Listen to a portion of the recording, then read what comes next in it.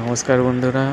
দেখো, আজ আমরা বেরিয়েছি আমাদের একটা মোড়ে, মানে ওখানে আমাদের এখানে চৌরাস্তা মোড়, সেখানে শ্যামপুর থানার মোড়ে। সেখানে দেখুন ট্রাফিকটা একটু বেশিই আছে।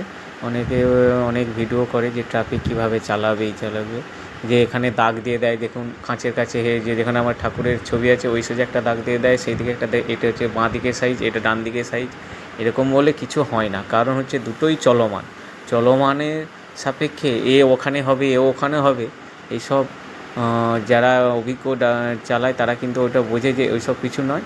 যত চালাবে তত অভ্যাস, মানে যত চালাবে তত মানে অভ্যাস হয়ে যাবে, তত আন্দাজ করতে পারবে গাড়িটা কোন সোজা যাচ্ছে, আমার গাড়ির চাকা কোন সোজা যাচ্ছে, কতটা ফাঁকা থাকলে কীরকম হবে, আর ট্রাফিকে কীরকম চালানো যাবে।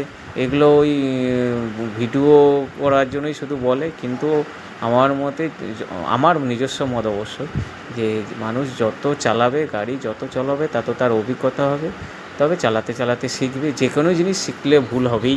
ওই ভুল করতে করতে করতে একদিন সেও সঠিক চালাতে পারবে।